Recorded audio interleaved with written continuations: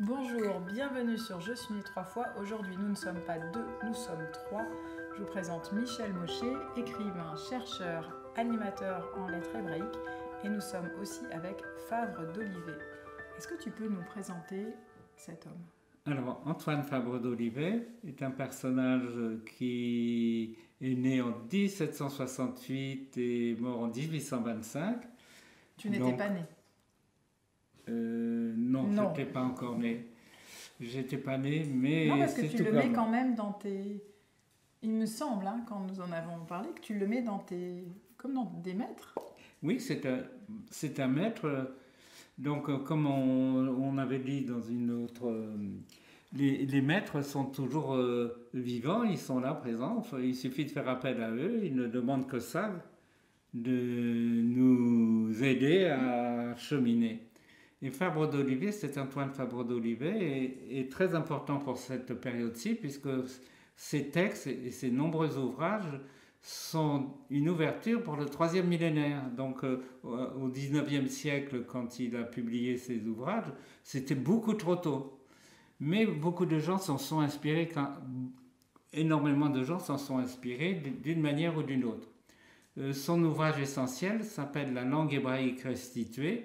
C'est un ouvrage qui a déterminé l'hébreu, tant du point de vue de la grammaire, parce que jusqu'à Fabre d'Olivet, il n'y avait pas de grammaire hébraïque, c'est-à-dire que la langue était uniquement une langue sacrée, qui ne servait que pour le culte, donc on ne parlait pas hébreu. Et donc l'hébreu était une langue qui n'était pas structurée au point de vue grammatical. Donc Fabre d'Olivet a fait ce travail. Et pour ce travail, il est parti de la puissance du signe. C'est-à-dire que, comme certains d'entre vous l'ont vu, chaque lettre de l'alphabet est une énergie, une vibration sonore, puis un signe, puis une lettre. Et en partant là-dessus, il établit un vocabulaire de racines, un lexique de racines, deux lettres faisant évidemment une racine, puisque ce sont deux énergies vibratoires. Et ensuite, il a traduit 10 premiers chapitres de la Genèse avec ce système, non pas par rapport à ce que les gens ont dit depuis 2000 ou 3000 ans sur la Genèse et l'hébreu, mais en partant de l'énergie des lettres. Mais en quoi ça nous concerne tous? Parce que là, ça pourrait être que pour les personnes qui utilisent l'hébreu.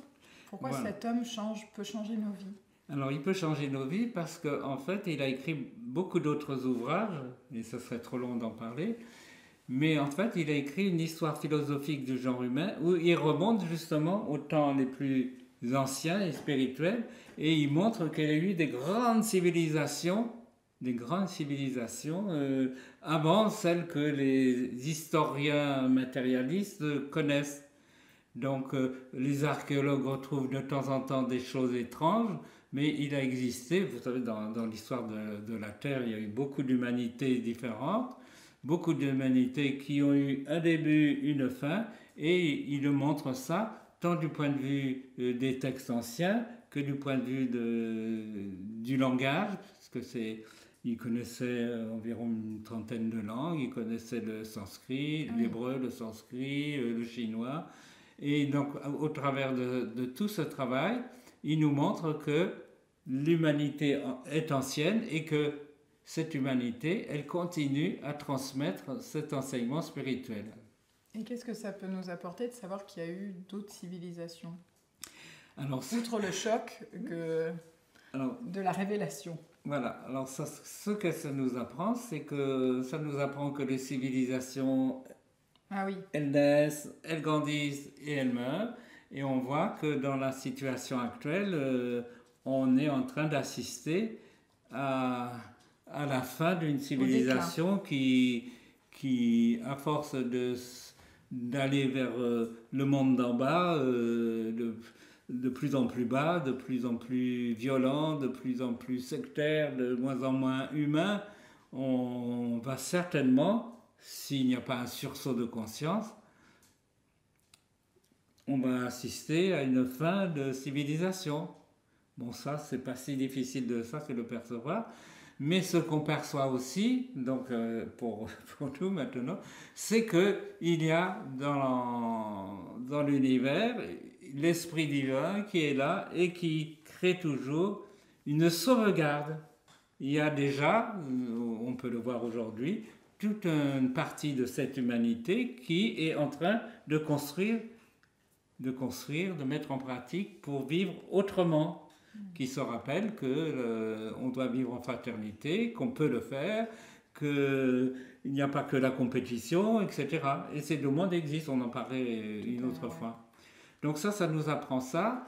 Et puis aussi, Fabre d'Olivet, il a soigné les sourds et muets, il a travaillé avec les aveugles, et il a écrit un grand nombre d'ouvrages comme les vers dorés de Pythagore, comme sur la poésie. Alors c'est étrange, mais la poésie qu'on a aujourd'hui, une poésie qui doit quelque chose à Fabre d'Olivet, parce que Fabre d'Olivet a critiqué la rime, alors qu'avec les Alexandrins, il fallait se casser la tête pour trouver des formes, et ça brimait la créativité.